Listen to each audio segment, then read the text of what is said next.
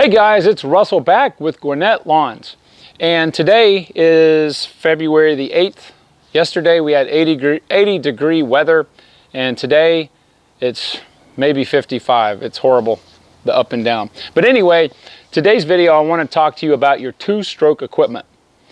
So I have been, I used to be a mechanic for a BMW dealership back in the day and a heavy equipment diesel manufacturer.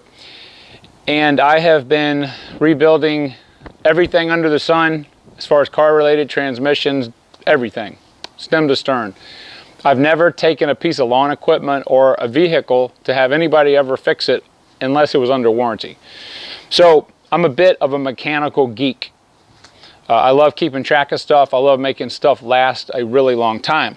So the question I have today is, how many hours are you getting out of your two-stroke equipment?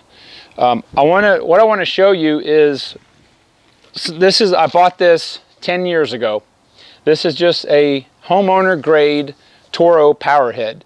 Right now I've got the hedge trimmer attachment on it. Mainly what I used this for was for edging, and I had the weed eater attachment. Now I use this about 42 hours every single year for the last 10 years. And what's phenomenal is I just at about 350 hours changed the spark plug. Hold on, there's a school bus coming. And the plug looked great. I didn't even need to change it, but I did anyway. And annually I will change the air filter. But I wanted to find out how many hours you guys are getting out of your equipment. So what I started doing on all of my two-stroke equipment is this is a PB 255 LN Echo. I've been putting the hour meters on there.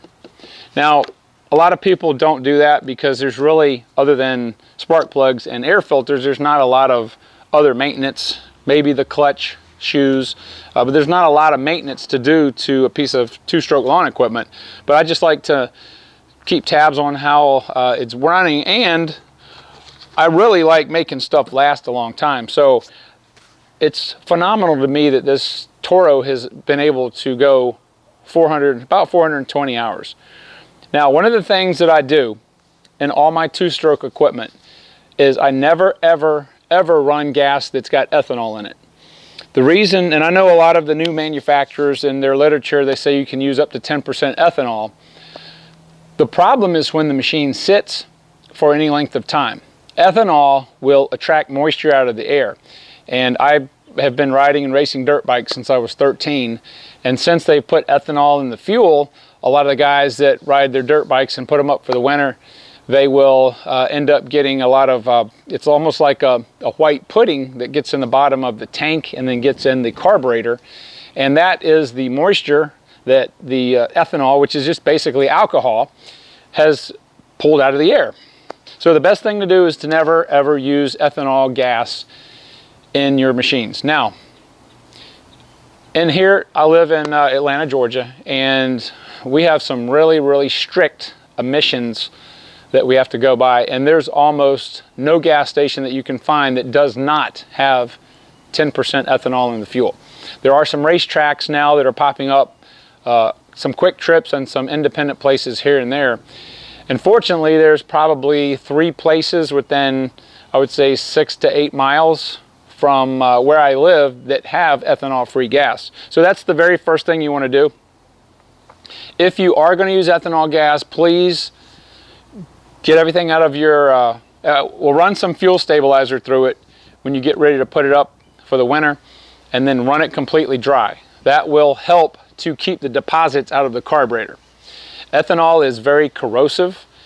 Even though the new machines are capable of handling the corrosiveness of the ethanol, it's still, you don't want that in there because it is harsh. The other thing that I do is I've been using AMSOIL since about 1991 or so. I use it in absolutely everything, all my vehicles, everything that uses any type of oil or lubrication, I use it. And I started using the Interceptor oil, the two-stroke oil that they came out with when I first got the Toro, and that's all that it's ever had is AMSOIL. And I run 50 to 1. Now, for the first 6 years, I ran 100 to 1. Okay, because this oil is designed to be used at 100 to 1. And I'm going to crank it up for you and show you there's just zero smoke coming out of this.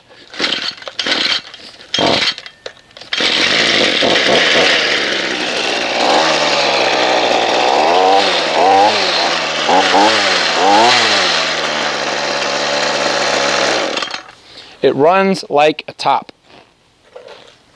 So I just wanted to ask you guys, do you put an hour meter on your equipment, your two-stroke equipment? And I would love to hear if somebody has gotten a ton of hours, if you even know. I'm going to try to get this machine to 1,000 hours. I don't know if it's going to happen. But, you know, I don't baby it. And when I'm at my house, this is what I use in my yard. So I'm going to keep doing that. But all my commercial stuff, all my commercial Echo, everything I use is Echo. I've put hour meters on all that. So a lot of the big mowers and stuff that you're using, they already come with hour meters. But you know, on the small engine stuff, even if it's a pressure washer or some other type of thing, I always install an hour meter. So guys, thank you for watching. I've got a lot more videos coming out. If you have mechanical questions, I'll try to help you as best I can. If you you know, maybe you don't know something, I want to try to help you guys save money, especially in the off season. You can do your own maintenance work. I don't know how much it would cost to have stuff serviced at a lawnmower dealer because I've never done it. I've always done my own work. So, but anyway, guys, thank you very much for watching, and I hope that 2019 is going to be the best year you've ever had, and I will talk to you in the next video.